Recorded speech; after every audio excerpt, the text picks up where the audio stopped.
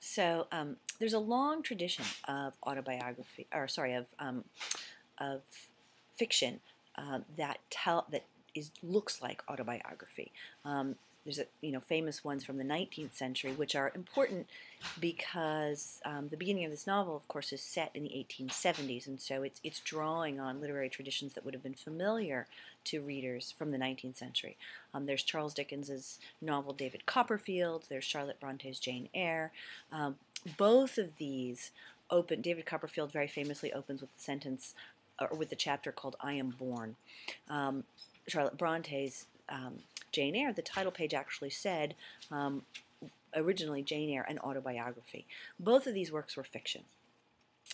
So there's a long, and they are participating in a long tradition of fiction that tells the life story of an individual character. This book sets itself up, this James Weldon Johnson book, as an autobiography, but not initially, I think, as a Bildungsroman. Roman. It doesn't look like Bildungsroman Roman from the beginning. So the opening sentence, if you look at the very first sentence of the novel, you have this line, "I know that in writing the following pages, I am divulging the great secret of my life, the secret which for some years I have guarded far more carefully than any of my earthly possessions." So here's this opening line, which says, I'm going to tell you a secret.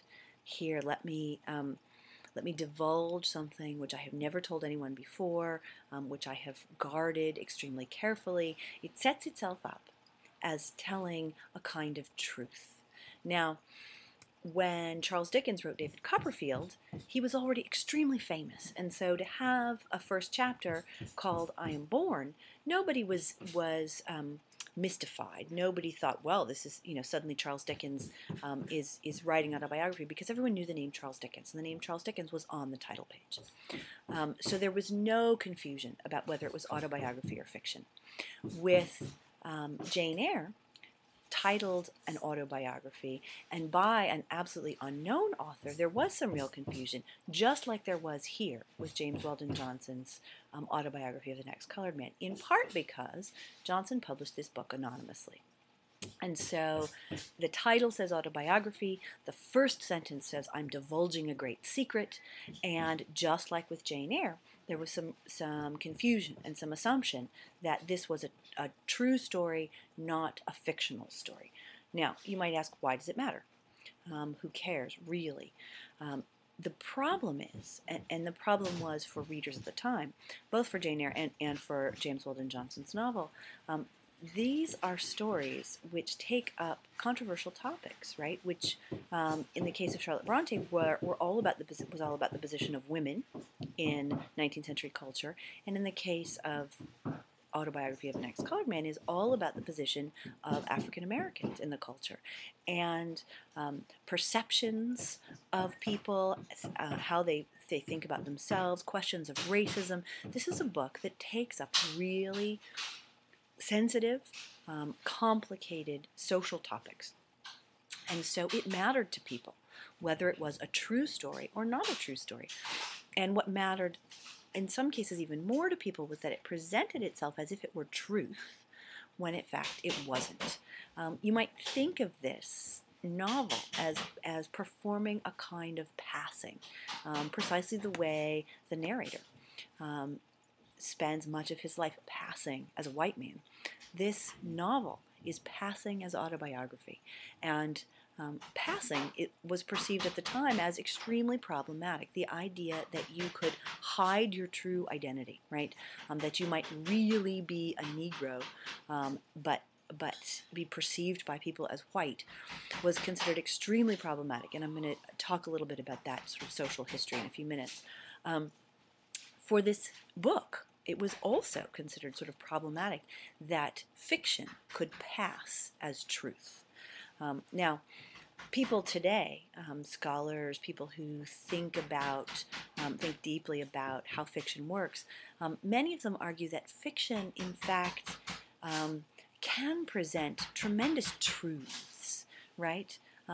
That just because something is fiction because it doesn't tell the story of actual real people doesn't mean it doesn't tell stories about real life. In other words, you can create characters who express what it is like to live at a particular moment in time, who very accurately portray the difficulties of a particular social situation, who capture an emotional sense, I guess a sense of emotional truth, right, of a particular situation, even if they are technically fictional characters, right? So there are many ways in which fiction, I think, can present sometimes even truer portraits of life, because fiction can be really carefully constructed to demonstrate the relationship between events in life and larger social questions, to be constructed in a way that life can't always be, right? Life is sometimes messy. It's complicated. Stories don't have beautiful, tidy endings always. They don't come with morals neatly wrapped up and tied with little bows. Fiction can embed certain kinds of morals, can have stories within it that are supposed to teach particular lessons, and the stories can be crafted in such a way that those lessons are very clearly expressed. That doesn't mean that those lessons are lies, just because they're lessons learned by fictional characters, right? This, I think, is part of what makes this book, or what made this book, particularly uncomfortable for people when it originally came out. That it gets at some very real and in some cases extremely disturbing truths of what it meant to be African American at the turn of the century, the turn of the 20th century. It does that by using fictional characters, and so the problem with that, or the difficulty with that, is autobiographies, real autobiographies that tell the story of a real person's individual life. Autobiographies can be read, if one is made uncomfortable by what they say, as the stories of exceptional people. And that's really convenient for readers who find the stories disturbing, because you can tell yourself, well, this person, for example, this African American may be the exception to my understanding of the idea that African Americans are not educatable, right? If I am a racist person in 1910 or 1920 reading this novel. But I can see this person as the exception to the rule, rather than as proving that my rule is wrong. And if the book is autobiography, I can say, well, here's one exceptional person who beat all sorts of odds, right? Not many people could write a wonderful book that's publishable, not many people of any race. And so I can finish the book, and if I am racist, leave my racist assumptions intact by saying to myself, well, this person is the exception. This person does not prove that my rule is wrong. On the other hand, if the book is fiction, if it's not the life of an actual real person, if it is instead presented as a kind of representative, not just single life, but if all the characters represent people from lots of different walks of life, it's harder in some ways to argue against it, right? Because it's not the actual real life story of one real person. Instead, it's the fictional production of an author's mind, which suggests that perhaps other people might be like this narrator. And so that might be less less comforting to me than to think of the book as autobiography.